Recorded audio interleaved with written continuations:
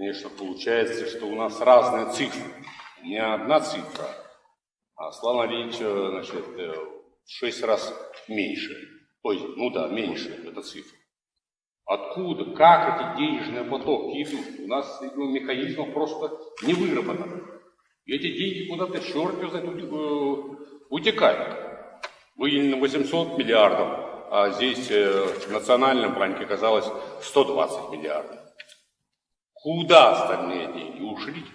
Черт его знает. Вот и надо с этим делом, конечно, капитально разобраться. Капитально разобраться. Куда делись чеченские миллиарды? Представляем вам электронную версию статьи, опубликованной в журнале «Огонек» за номером 36 от 21 сентября 1997 года. Данная статья была обнаружена на сайте коммерсант.ру. После изучения данной статьи, канал «Чеченский след. Рязанский сахар» произвел небольшое расследование событий 25-летней давности. Расследование производилось исключительно при помощи всемирной сети интернет. Ссылки на все источники в описании под видео. Хотя вся статья вызывает огромный интерес, мы зачитаем только некоторые особо важные строчки. Куда делись чеченские миллиарды? На августовской встрече в Москве президента России Ельцина с президентом Чечни Масхадовым под надзором телекамеры и прочей прессы произошел прелюбопытнейший диалог. Стоп. Под надзором телекамеры и прочей прессы. Канал «Чеченский след. Рязанский сахар» произвел поиск телезаписи второй встречи президентов Ичкерии и России, которая состоялась 18 августа 1997 года. Поиск производился в доступном для обычного пользователя медиапространстве. Результат поиска, это данное видео продолжительностью чуть более 3 минут с кадрами этой встречи, было обнаружено на канале Associated Press. В данной записи отсутствует фрагмент встречи продолжительностью 30 секунд, который был представлен вам в начале этого видео. Это говорит только одно. Кто-то хорошо постарался над сокрытием правды. Куда делись чеченские миллиарды? В 1997 году Россия перечислила Чечне 800 с лишним миллиардов рублей на восстановление. А до Чечни дошли на сегодня всего 120 миллиардов. Негодовал бывший полевой командир и вопрошающе смотрел на Бориса Ельцина, мол, где деньги, Борис? Эти деньги куда-то, черт его знает, утекают. Только и смог ответить Масхадову Борис Николаевич. Но того, что утекают, российский президент отрицать не стал. Если деньги исчезли, значит, это кому-нибудь нужно, предположили мы в «Огоньке». Значит, их можно найти. Поэтому на следующий же день наш корреспондент получил задание стать чертом, на которого, как на последнюю инстанцию, ссылался президент России. Конечно, это будет все равно совместное экономическое пространство. Это будет совместное оборонное пространство, авиационное пространство, ну и другие. Сначала все мои собеседники были на удивление ласковы. И начальник пресс-службы российского Минфина Петр Афанасьев, и замминистра того же Минфина Виктор Христенко, курирующий в ведомстве чеченское направление. Стоп. Заместитель министра финансов Российской Федерации Виктор Борисович Христенко. Челябинский Остап Бендер. В 1990-1991 депутат Челябинского горсовета. В 1991-1996 первый заместитель главы администрации Челябинской области. В 1996 году Христенко сделал все, чтобы челябинцы отдали свои голоса за переизбрание действующего президента Ельцина на второй срок. После переизбрания Ельцина на второй срок, в марте 1997 года, назначен полномочным представителем президента Российской Федерации в Челябинской области. В июле 1997 года назначен заместителем министра финансов Российской Федерации. Куратор чеченского направления. Чеченский след. Рязанский сахар уточняет.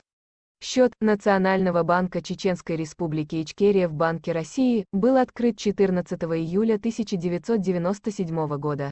Назначение в этом месяце Виктора Христенко на пост заместитель министра финансов, курирующего чеченское направление, как обычно, простое совпадение. Обычное совпадение также то, что и Ельцин, и Христенко оба родом с Урала. Чем же заслужил Витя Христенко пост заместителя министра финансов РФ? Земляк и соратник. Преданный президенту Ельцину как сын. В 1996-м Христенко возглавил предвыборный штаб и стал представителем Ельцина в своей родной области. Блестяще показал себя в ходе агитации и тем самым заслужил доверие первого президента. Наконец, Виктор Христенко просто профессионал своего дела в сфере хищения государственных средств.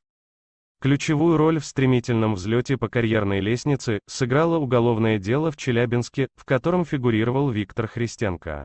Для решения проблемы с чеченскими миллиардами президенту Ельцину нужен был именно такой свой человек в Министерстве финансов. Чеченский след «Рязанский сахар» представляет вам информацию с сайта компромат.ру. В 1996 году в Челябинске была издана 10-тысячным тиражом брошюра с названием «В поисках пропавших вкладов». Некое своеобразное пособие для вкладчиков, которые потеряли свои деньги в ходе активного строительства финансовых пирамид. Содержание брошюры – это собрание правительственных распоряжений и постановлений. В списке соавторов значился Виктор Христенко. Выяснилось, что на издание этой брошюры областным фондом защиты частных инвестиций было истрачено 50 миллионов бюджетных рублей.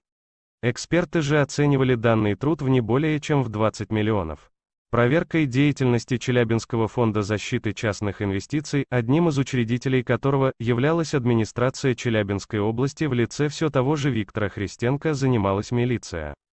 Кроме этого, выяснилось, что из фондов 670 миллионов рублей, выделенных из государственной казны в качестве компенсации гражданам, обманутым Мавроди, потерпевшим, было выплачено только половина суммы.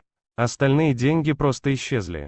Но тем не менее, Христенко благополучно перебрался в Москву на должность замминистра финансов Российской Федерации.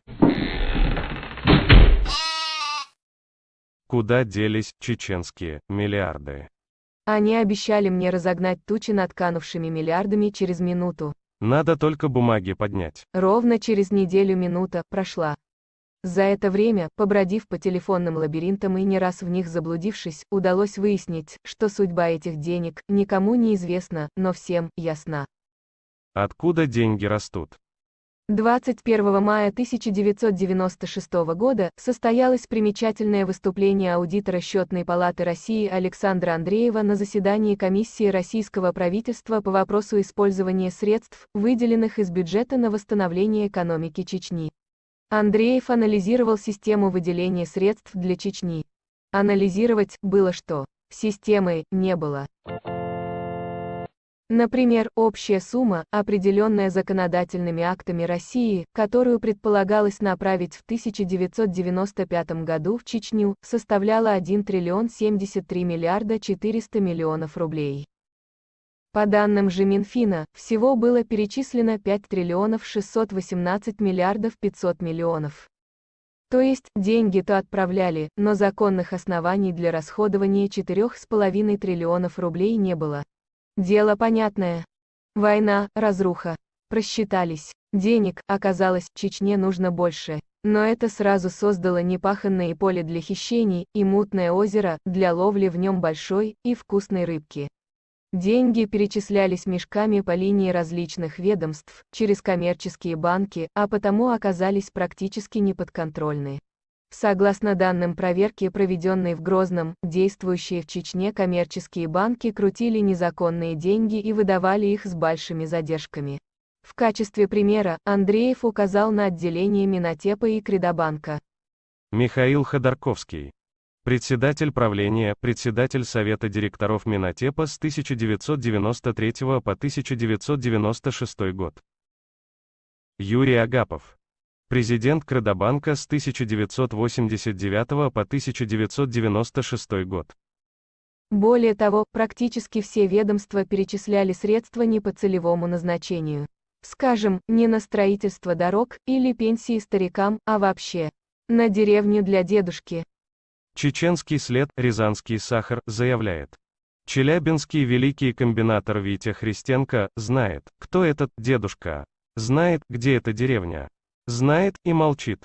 За это имеет в собственности гольф-клуб и прочие богатства.